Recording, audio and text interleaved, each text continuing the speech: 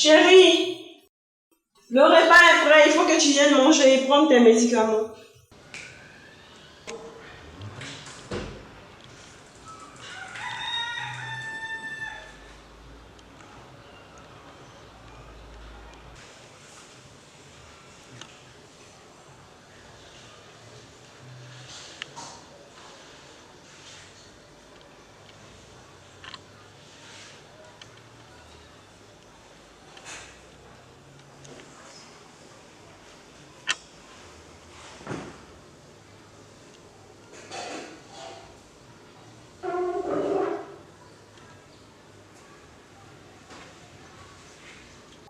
Chérie, je suis là.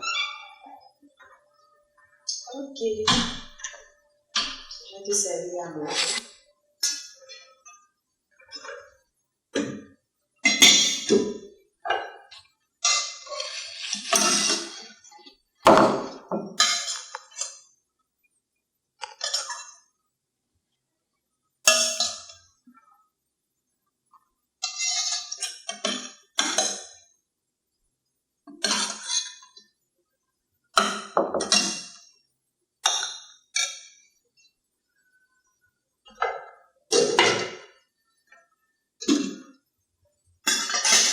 Voilà.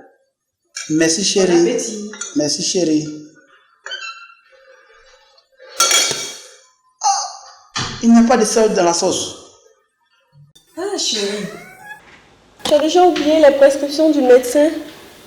Avec ta tension qui ne fait que monter sans arrêt, tu dois faire très attention à la consommation du sel. Toujours pas de sel, toujours pas de sel. Mais il faut mourir de quelque chose un jour.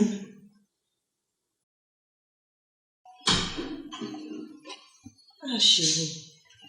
Fais l'effort pour finir ton traitement. Après, tu pourras manger ce que tu veux.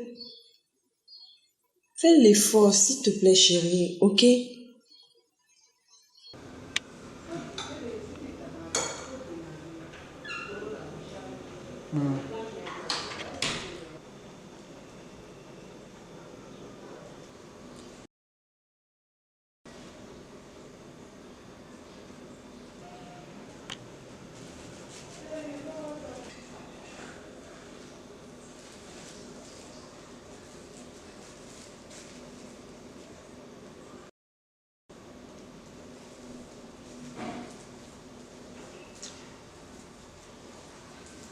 Tôt ou tard, il va mourir.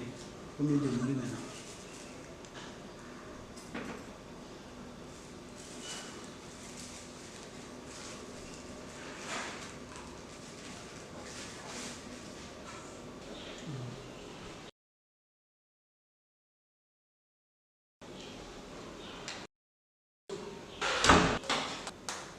J'arrive ici.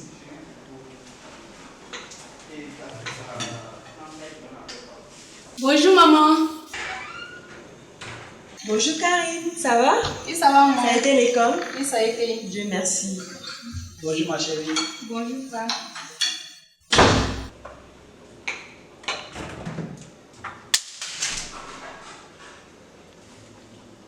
Papa, on dirait que tu ne prends pas ton médicament de tension là. Ah ma fille, ne t'affole pas. Je prends ces médicaments lorsque j'ai mal à la tête. Ne t'inquiète pas, ton vieux père va mieux. J'ai un médicament traditionnel. Depuis un certain moment, je prends ces médicaments. Ces médicaments sont très bien. Très très bien. Et ça régule ma tension, ma fille. Je me porte mieux.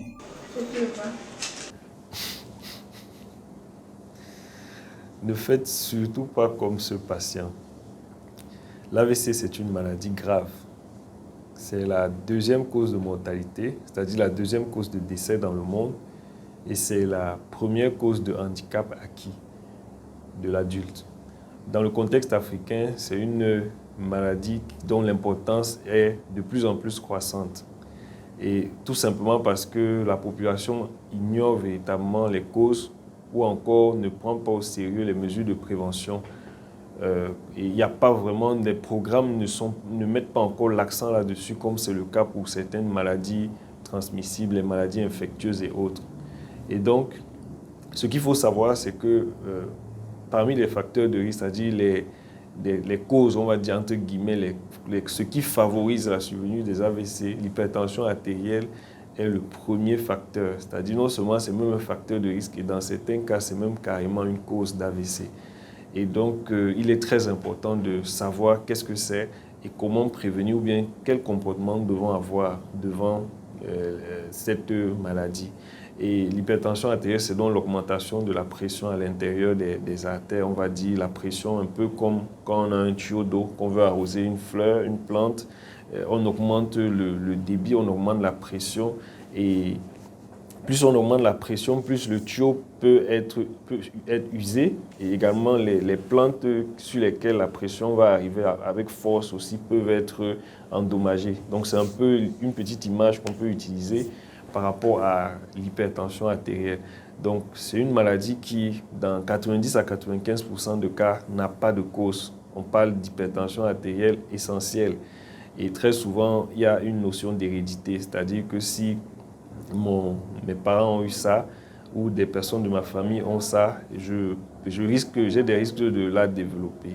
Donc, parfois, il y a des causes qui peuvent venir d'une maladie du rein, d'une maladie endocrinienne comme en tout cas les glandes surrénales, des anomalies au niveau des glandes surrénales, parfois thyroïde, certaines maladies comme le syndrome d'apnée du sommeil qui se caractérise par le ronflement, l'obésité, surtout chez l'homme d'un certain âge, et la somnolence dans la journée, ou encore certains médicaments. Bref, il y a quelques cas où on a des causes à l'hypertension artérielle, mais dans la plupart des cas, il n'y a pas de cause. Et quels sont les signes donc, qui peuvent nous faire penser à l'hypertension artérielle? Dans quelques cas, on a des signes, mais dans plusieurs cas, on n'a absolument aucun signe. Et c'est ça qui fait toute la gravité de l'hypertension. Quels sont les signes? On peut avoir mal à la tête, on peut avoir des insomnies, on peut avoir des sensations de vertige, on peut avoir comment on appelle, des bourdonnements d'oreilles. Il y a des signes qui ne sont pas vraiment spécifiques. Donc, on ne peut pas dire que ça, c'est sûr que c'est l'hypertension. Et donc, ce qu'il faut comprendre, ce qu'il faut savoir, c'est que le meilleur moyen de savoir qu'on a l'hypertension, c'est d'aller faire prendre sa tension artérielle à l'aide d'un appareil qu'on appelle tensiomètre, qu'on peut trouver dans les pharmacies, dans les centres de santé, ou bien que quelqu'un peut même se procurer soi-même pour son domicile. Et donc, dès lors que la tension est supérieure ou égale à 140 pour la maximale et à 90 pour la minimale, de façon répétée, après que la personne se soit bien reposée et tout ça, on va parler d'hypertension artérielle. Donc, ce qui est important à comprendre, c'est que lorsque on nous a dit que nous sommes hypertendus et que le médecin a jugé qu'il faille qu'on prenne le traitement tous les jours, vraiment, il faut le faire, même si on n'a pas de signes, parce que ces signes-là ne signifient pas, le fait qu'il n'y ait pas de signes ne signifie pas que la tension n'est pas élevée. Et tant que la tension reste élevée, elle entraîne des dommages, elle entraîne des complications. Et c'est souvent ce qui est à l'origine justement de la survenue des complications chez des personnes qui sont connues hypertendues, tout simplement parce qu'elles ne prenaient pas leur traitement normalement. Et donc, lorsque on prend un traitement aussi, il faut avoir un suivi pour vérifier que la tension baisse véritablement. Donc, il faut aller à des rendez-vous, il faut prendre sa tension à une certaine fréquence parce que parfois, certaines personnes prennent le traitement et il n'est pas efficace. Elles prennent un traitement pendant longtemps, la tension ne baisse pas et après, ils font quand même des complications. Et ça donne l'impression que le traitement ne marche pas. Pourtant, ce n'est pas le cas. C'est tout simplement qu'il n'était pas efficace. Donc, on a remarqué vraiment que la plupart des personnes qui faisaient un AVC étaient connues hypertendues et pour beaucoup, elles avaient arrêté de prendre leur traitement pour les raisons qu'on a citées ci-dessus. Et c'est vraiment la raison pour laquelle nous sensibilisons pour dire non, prenons le traitement. Si jamais le traitement coûte cher, il suffit de signaler ça au médecin traitant s'il y a moyen de substituer. Et même encore, quand on calcule véritablement le prix d'un médicament, même c'est 10 000, 12 000, 15 000 par mois, quand on calcule ce que ça donne, au bout d'un an, 2 ans, une fois qu'on a fait un AVC ou une autre complication de l'hypertension, on se retrouve en train de dépenser l'équivalent de 5 à 10 ans de traitement. Donc, quand on considère ces éléments-là, il faut vraiment dire que la meilleure solution, c'est de prendre son traitement, de respecter son régime. Concernant les traitements naturels, il faut dire qu'on a eu beaucoup de patients qui ont arrêté leur traitement, les comprimés, pour prendre les traitements naturels. Mais à l'heure actuelle, on n'a pas eu de preuve véritablement d'un médicament naturel qui a été recommandé à l'échelle internationale. Et de ce fait, ce serait imprudent d'arrêter un traitement qui a fait des preuves pour prendre un traitement qui n'a pas fait de preuves. Peut-être en complément encore, si les deux peuvent aller ensemble, mais de dire carrément d'arrêter, c'est très grave. On a eu des patients comme ça qui après ont fait leur AVC et tout, et c'est vraiment dommage, c'est vraiment dommage. Donc, de manière de grâce, si nous sommes concernés par l'hypertension, si nous ne savons pas si nous sommes hypertendus, nous devons aller nous faire dépister, prendre notre tension artérielle. Ça, parfois c'est gratuit, parfois c'est 500 francs CFA, bon, ça dépend de l'endroit. Si nous savons que nous sommes hypertendus et que le médecin nous a prescrit un traitement, nous devons prendre ce traitement-là de manière régulière et observer, respecter le régime qui nous a prescrit et également faire le suivi de notre hypertension artérielle. Si ça ne nous concerne pas nous directement, ça concerne un proche, vraiment sensibilisons-le et vraiment veillons à ce qu'il prenne son traitement normalement parce que cette maladie fait beaucoup de dommages. On n'a même pas cité toutes les complications. Il y a encore le fait que ça puisse rendre aveugle, le fait que ça puisse entraîner l'insuffisance cardiaque, ça puisse entraîner l'infarctus du myocarde, dont la cause de mort subite. On va dire que c'est la sorcellerie, pourtant c'était l'hypertension artérielle. Ça peut entraîner une maladie des artères au niveau des membres inférieurs qui peut donner une gangrène et nécessiter même une amputation parfois. Ça peut entraîner une insuffisance rénale. Ça a beaucoup de conséquences et vraiment, avec juste le dépistage, on peut la mettre en évidence et avec des comprimés qui sont disponibles, on peut prévenir ces complications. C'est vraiment le message à passer.